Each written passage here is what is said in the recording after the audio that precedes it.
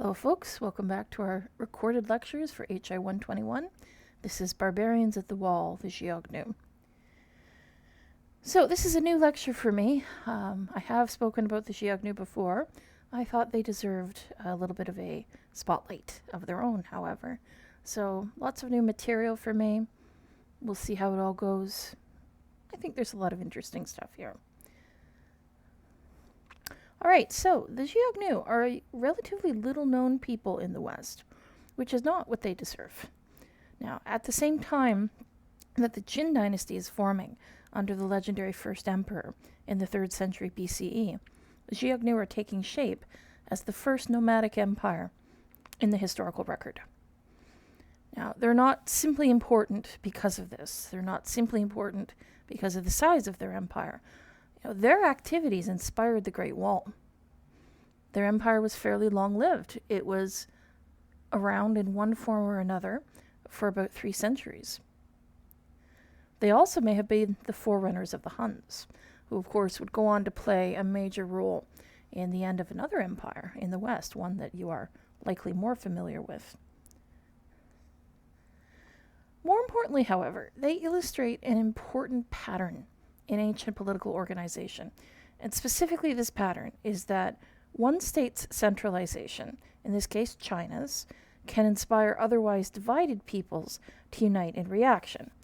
So if one side has a powerful and charismatic leader who builds an empire, it's going to inspire a reaction from the other side, which will organize to resist. It is a real pattern in comparative history. Now, the influence that the Xiongnu have on later nomadic polities is immense. Basically, the way of life and the form of political and military organization they model influences, we think, about 17 different nomadic and semi-nomadic polities over the next 2,000 years, including the Mongols. Basically, the Xiongnu are the originators of imperial nomadism, and this is why I figured they finally deserved a lecture of their own in this class. All right. So, I want to take a look at a particular spot in China. And this is the Ordos. The Ordos is a territory defined by the curve of the Yellow River, the so-called Great Bend. And you see it depicted on that map right there. It creates 1,000 miles square, which is defined by mountain ranges. Ordos, by the way, is an old Mongol word that means palace tents. Now, in 500 BCE, it had a decent climate, and it was covered by forests and grasslands. So it was excellent pasturage for the nomadic herders who lived there. And they were part of the same overarching cultural complex of pastoral nomadism that stretched from the borders of China to the Black Sea in the west. Now, in the west, where they're neighbors to the Greeks, these pastoral nomads were called Scythians, which became sort of a catch-all amongst Greeks and Romans for nomads of a particular type. Now, there is no real single Scythian culture, for example. We'll talk about the Scythians at another lecture in more detail. There are many different cultures, but they have some common traits. So, funeral mounds, which are called kurgans, use of horses, specific weaponry, animal motifs in their art. They are not primitive, however, and this is the key thing to remember about nomads. They get a bad rap because the people writing about them are almost always sedentary people, and sedentary people see nomads as alien, usually lesser beings, less sophisticated, less civilized. They write them off as predators. I mean, this is not the case. If for no other reason than nomads traded with sedentary people very happily. But really, they have civilization. It's just that their civilization is very different. Now, if you think about it, what sorts of people have read the primary sources about nomads and written historical work about them? Historians who also come from sedentary societies and who hence would have difficulty wrapping their minds around the differences in culture. Now, thankfully, historians have started to do a lot better with that, but for a while they were just reproducing the biases of the primary sources. Now, Chinese historical records tell us about 2 tribes in what's now Inner Mongolia, called the Rong and the Di, who were apparently violent and I quote, like wolves, and can never be satisfied. So that gives you a quick snapshot of what the Chinese actually thought of these people. Now, the term in Chinese for barbarian is hu, and this often gets applied to the horse nomads. The Chinese perceive them as a potential threat should they ever become organized under a competent leader. All right, this fellow is important, Sima Qian.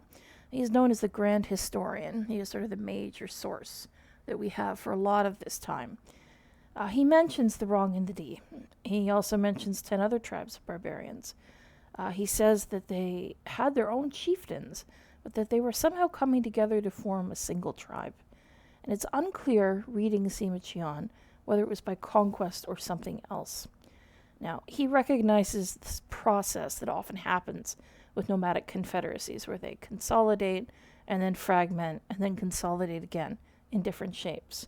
This is very typical, and the fact that he knew that this was happening sort of bolsters his potential truthfulness, I would say. Now, we don't know what these people called themselves. We have a Sogdian trader's abandoned letters that call them the Jun or the Hun. Now, the popular Chinese name for these people, let's break it down. Xiong translates as terrible, horrible, or bad. Nu translates as slaves. Now, that second part was added during the Han dynasty. This is a little propagandistic, I would have to say. So basically, it's bad slaves. And this is what Sima Qian calls them as well. Now, early information on their interactions with the northern Chinese is sketchy. The Chinese tried to avoid conflict at first, and that probably emboldened the Xiongnu. I mean, the Chinese would retreat to their fortifications, and then under more aggressive leadership, they would use that feigned retreat to trick them into an ambush. Now, the fortifications are probably the key issue. Again, when you fortify a border, you're pushing against what's on the other side. The other side is obviously going to push back. You know, you're creating resistance just by the creation of a non-porous border. The problem here has to do with the Ordos. So the Ordos, in particular, is within striking distance of the heartlands of northern China. I mean, the Chinese were probably not so concerned about the tribes out on the further steppe, but this lovely little bit of pasture land was a continual thorn in their side. They created a bigger threat by not being able to leave it alone, I would argue. Really, because of the nature of Chinese self-perceptions of imperial power, especially under the Qin, a military response was the only feasible reaction, at least at the beginning. It would take some time for that to change. So we are told that the Qin built an 800-kilometer road to transfer their troops to attack the Xiongnu and try and seize control of the Ordos. That's about all we know about the road, to be honest. So Qin Shi Huang, we're going to talk about him in much more depth at another lecture. This is the famous first emperor. Now, he was notoriously obsessed with escaping death. Not really a surprise, given how many times someone tried to assassinate him. So what he would do is he would consult mystics. And one of these mystics told him that the gods and spirits had revealed the Qin would be destroyed by Hu, which he took to mean the barbarians from the Ordos. So this is the story told to us by Sima Qian, who then tells us that the emperor ordered his general, Meng Tian, to take a expeditionary force north and take the Ordos. And apparently this involved 300,000 men and took 10 plus years. It's a very dramatic story, but it's likely just a fig leaf for the invasion. The Xiongnu would not have been that serious a threat at that point. But, you know, armies need work. And Qin Shi Huang really couldn't stomach the idea of opposition. He was just that kind of emperor. The Ordos was also desirable territory, and it would be good to expand China's boundaries to the natural boundary of the Yellow River. So this is apparently what kicks off construction of the original Great Wall, of which we know relatively little. The Great Wall we know is a much later construction. We're talking about the original fortifications. Now, the Qin dynasty runs into difficulties very soon after Qin Shi Huang's death. We've got usurpation and civil war. Meng Tian was actually forced to commit suicide because he was seen as a threat, and the dynasty itself only lasts a few more years. They are replaced by the Han, who now had a much more significant issue to deal with in the Ordos. Specifically, the Xiongnu had found a leader. Now, they had originally been driven out of the Ordos by the Qin offensive. Their leader, or Xiongnu, two men, had sent his son Modun to their neighbors, the Yuezhi, and we'll talk about them as well. The Yuezhi had demanded a hostage to assure two men's good behavior. And at this point in their history, we think the Xiongnu had some type of tributary relationship to the Yuezhi, so they had to comply with this. But supposedly, two men actually wanted his second son as his heir anyways. So when he hands over Modun, he attacks the Yuezhi, knowing that they will kill him, because that's what you do with hostages in the ancient world in the Middle Ages. You're going to be treated very well in 99% of cases, so long as the people who gave you as hostage also behave. Now, Modun amazingly manages to escape and returns home, where his father acknowledges, hey, you did a good job, kid, but still wanting to get rid of him. He doesn't reinstate him as heir, and Modun gets very irritated by this and plots his death. Now, this is a very detailed story in Sima Qian. It involves these magic whistling arrows and some really bad behavior on Modun's part. But, these flowery details, this is what a historian uses to dress up a situation. What that flowery story is covering is unknown. All we know for sure is that Modun comes to power just after Qin Shi Huang's death and starts unifying the tribes. He appears to have actually revolutionized the political system of the Xiongnu. So there was the Xiongnu, and then the three royal clans who founded the government. They controlled local administrators and officials, and all the sons and brothers of the Xiongnu had all the really important jobs. Governance day to day was in the hand of two viceroys, designated left and right, sometimes called the wise kings of the left and right, or of the east and west. Below them were 24 great chiefs, who were heads of units of 10,000. Sort of like an electoral college in a way, where they would, they intermarried with the imperial lineage, and they would confirm a successor to the Xiongnu. Their army was organized in a decimal system, which is very common in nomadic groups in particular. Now, what do we call them? Like, what was this system that they had? Was it estates? Was it some sort of super chiefdom? It's hard to say. What we can say is that at this point they are clearly a threat to China. Now, the Han dynasty is still organizing itself under its first emperor when Modun attacks. The raids are bad enough, but they also started talking to rebellious border provinces about alliances against the Han. So the emperor marches on him with his full army. This is Emperor Gaozu. Sorry. And walks right into a trap. For some reason, Modun allows him to retreat. Sima Qian claims that it was the Xiongnu queen who said, "Why bother? This land isn't good for herding." But it's more likely to have been some type of agreement that the Chinese emperor would pay tribute. Now, the horse archers are thus a very serious threat. The Chinese responded by trying to Sinicize them. Luxury goods, Chinese women, including finding a princess for Modun's son, for instance. The idea is that you're going to indoctrinate the kid in particular into Confucianism. The new half-Chinese Xiongnu will be much less likely to attack his grandfather, right? So it's sort of like an extended bribery scheme with hopes of using Chinese culture to settle the Xiongnu down some. It doesn't work as intended. For no reason then that goes on for 60 years. Each new Xiongnu gets gifts and a princess. And this is called the Hechin, or peace through kinship.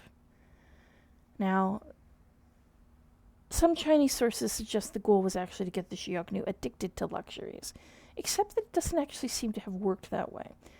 Modun turned his attention to the Yuezhi and his other neighbors, He also reconquered the Ordos, and he tried to marry the widowed empress.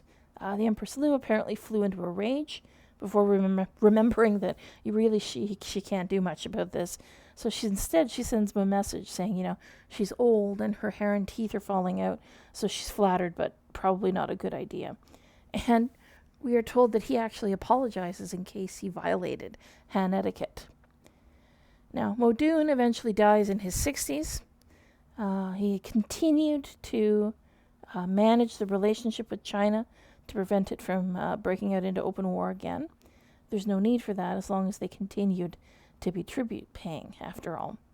Now, he made very clear in letters to the emperors that he considered them to be equals, and he believed he ruled over everyone who, quote, draws the bow. So it's clear that he perceives his people as an empire, if not an ethnically based one. It's a confederacy, like other groups before it. Now, Sima Qian's take on all of this has to be read through his distaste for war as a solution to anything. He saw it as too costly, so his praise is always going to be reserved for those who limited themselves to peaceful methods of dealing with the Xiongnu. Now, since Sima Qian doesn't actually cover the next little bit of events I'm going to discuss, I should tell you why. They would kind of undermine his happy little narrative about how, the invaders are getting cornered, they're being bought off, you're putting them into a nice little box of your own making. It's not really what happened, but he doesn't want to undermine his own narrative. So we have to turn to other sources to discover that there were actually continuing Xiongnu attacks in this period. So 2 scholars we know actually wrote long memos to the emperor suggesting a new approach. I only want to talk about one. His name is Cao Ku. And he wanted to return to the idea of subverting the Xiongnu and turning them into the Han. Now, he understood that the Xiongnu could not be easily defeated by force of arms, especially on bad terrain, where the Xiongnu horses are going to be much better, and especially in bad conditions, because nomads are used to fighting in the rain and the snow. They're not much bothered by the conditions around them. What he does suggest that is a little bit novel is that civilians should be sent to colonize the borders in protected settlements and encouraged to defend themselves. He thinks that the peace through kinship was a good idea, but that it's not stopping Xiongnu military ambitions. I mean, after all, they did attack in 166 BCE with almost 150,000 troops. It may have been a great raid, but it got to within 80 kilometers of the capital, did enormous damage. I've got some great accounts of, what happened to a couple of the cathedrals at the time that have now since been rebuilt. Now, as for the Xiongnu, under their new Shanyu, Jizu, they also drove the Yuezhi out for good. Now, they picked up and moved into Central Asia, and eventually they would make their way all to the boundaries of India. They started other groups moving as well. Sort of like a domino effect, you might say. And this basically remakes the entire map. There is so much I could say about this. Now, the Xiongnu, however, continued to raid, to take tribute from the Chinese, to scare the crap out of them on a regular basis, and then quickly retreat. The interesting thing is that they don't seem to have been adversely affected by their wealth. I would argue it's because they didn't actually try and settle amongst the Chinese, so they don't take on Chinese characteristics. Now, subsequent emperors did not find much more success in dealing with them. There were a few exceptions. One emperor began to push his people to breed horses with the aim of developing better cavalry. That's a long-term solution, but it's a sensible one. Basically, what's happening is that the Xiongnu are running what you might call a long-term national protection racket. They were using their accumulated wealth to fund a lavish lifestyle for those they had to keep on their side. So, fellow members of the royal family, that sort of thing. Potential rivals would get great gifts of wealth in order to keep them on side. So this is turning into something much different than it was originally, And the Chinese needed to come up with a major policy change in order to deal with this.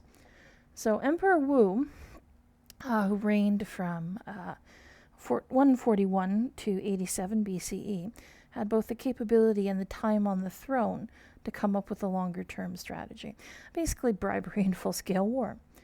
Now, he sends off Han-Xiongnu, who was a famous explorer, to find the Yuezhi and ask them, would you return and fight the Xiongnu with us? Now, unfortunately, Han-Xiongnu is immediately captured by the Xiongnu, who treat him very well, but keep him for 10 years.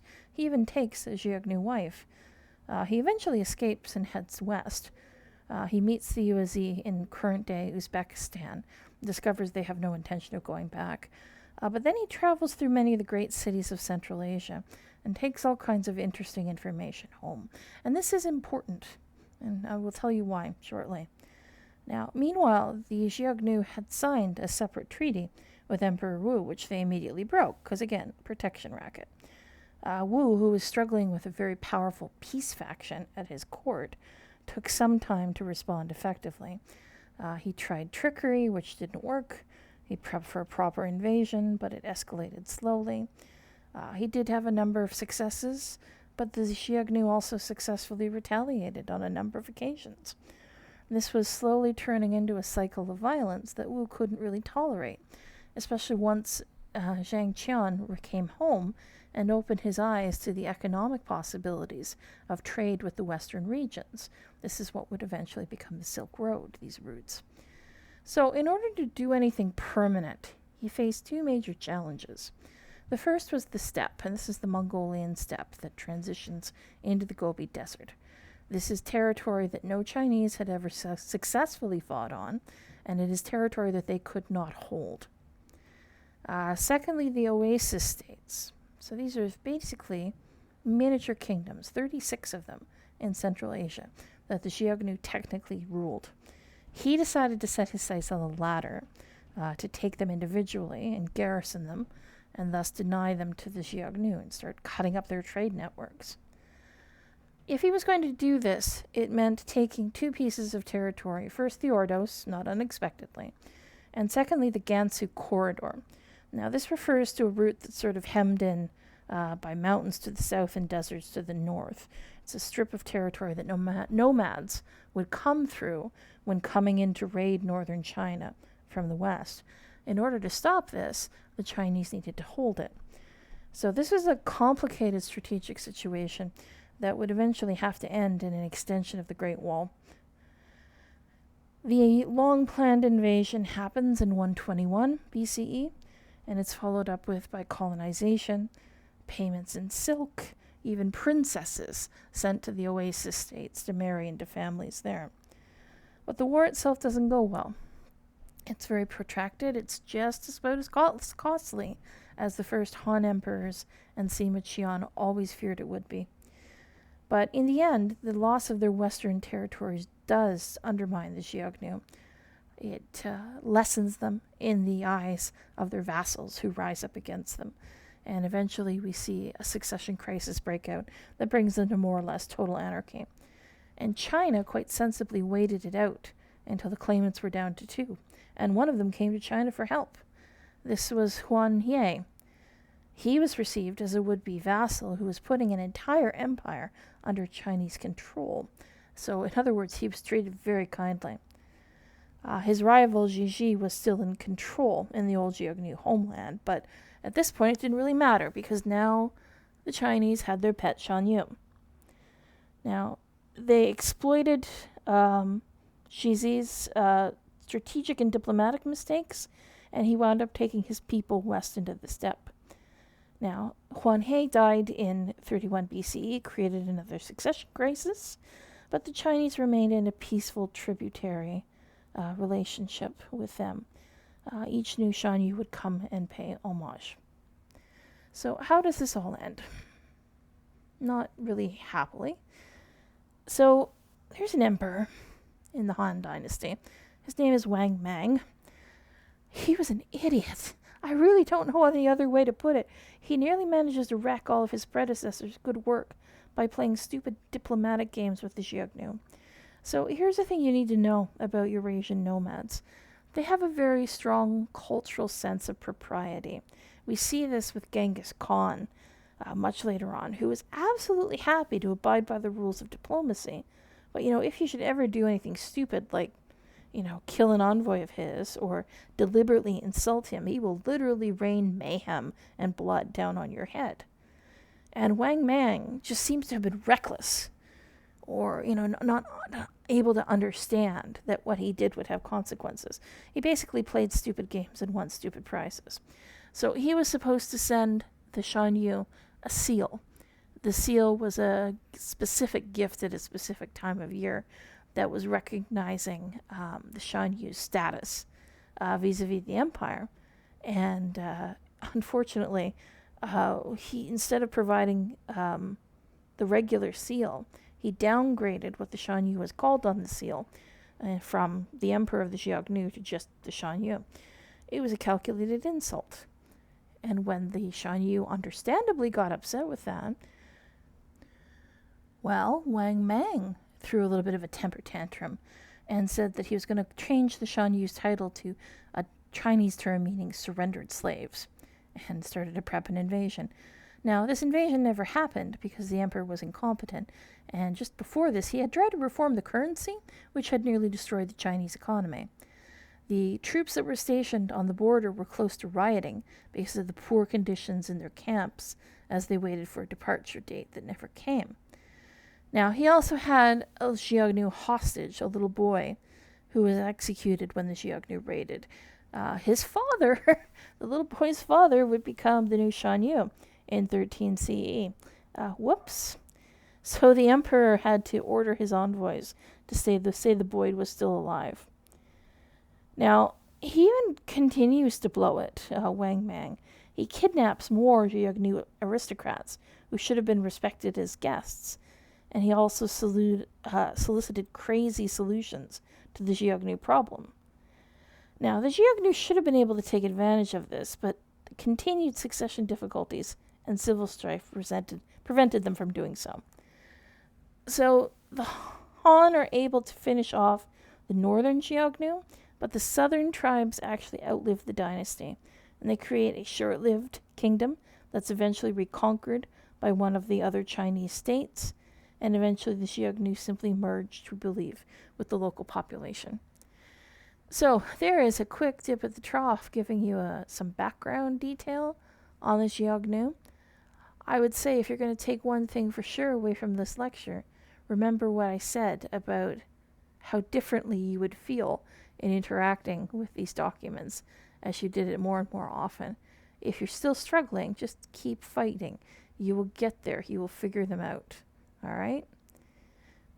So looking forward to seeing you guys at the Zoom session. Have a good rest of your reading week.